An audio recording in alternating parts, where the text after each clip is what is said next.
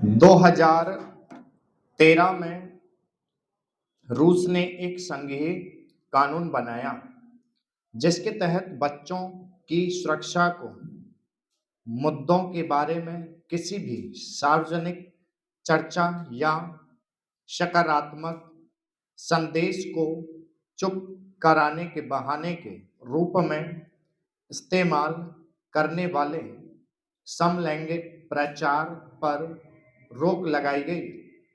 इस कानून ने रूस भर के बच्चों को गंभीर रूप से प्रभावित किया, जिससे उन्हें लिंग और विविधता के बारे में जानकारी के उनके अधिकार से वंचित कर दिया गया।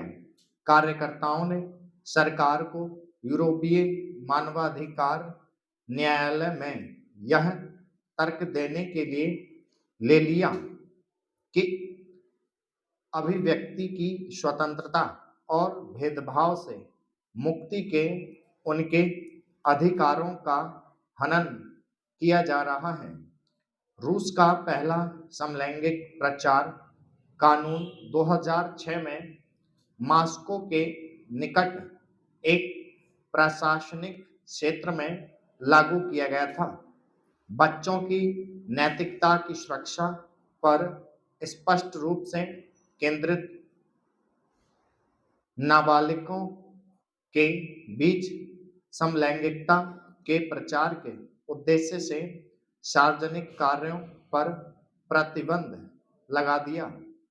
2008 में इसे संशोधित करके नाबालिगों में समलैंगिकता को बढ़ावा देने में भाग लेना अपराध बना दिया गया था, जिसे इस मिथक का हवाला देकर उचित ठहराया गया था कि समलैंगिक पुरुष युवाओं को समलैंगिक बनने के लिए भर्ती करने की योजना बनाते हैं।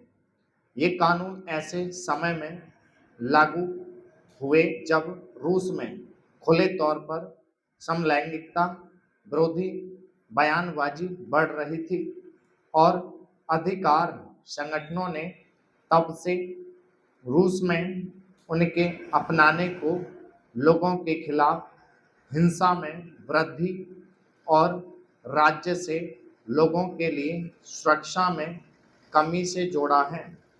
2013 तक देश के बाल आयुक्त ने यहाँ तक कह दिया कि पारंपरिक परिवार की सुरक्षा राष्ट्रीय सुरक्षा का मामला है और इस प्राथमिकता का विरोध करने वाले राजनेताओं को परिवार और मानव जाति के विध्वंसक के रूप में सदियों तक शापित किया जाना चाहिए। रूसी कार्यकर्ताओं ने 2009 की शुरुआत में कानून का सार्वजनिक रूप से विरोध करने के लिए विशेष रूप से यात्रा की। एक माध्यमिक विद्यालय के बाहर धरना देते हुए उन्होंने 2 बैनर फहराए जिन पर लिखा था, समलैंगिकता सामान्य है और मुझे अपनी समलैंगिकता पर गर्व है। लोगों ने उनके विरोध को देखा और उन पर तुरंत प्रशासनिक अपराध का आरोप लगाया था। पुलिस ने उन पर 1500 रूसी रूबल का जुर्माना लगाया, जो लगभग काफी रुपए के बराबर है, और जुर्माने के खिलाफ उनकी अपील को जिला न्यायालय ने खारिज कर दिया। एक अन्य क्षेत्र ने 2011 में इसी तरह के उपायों को मंजूरी दी और लगभग समान विरोध प्रदर्शन देखे। 2 और कार्यकर्ता क्षेत्र में बच्चों के पुस्तकालय में गए और 2 बैनर प्रदर्शित किए। एक ने दावा किया कि अधिकारों के बारे में जानकारी कमी के कारण रूस में दुनिया में यह है स्टॉक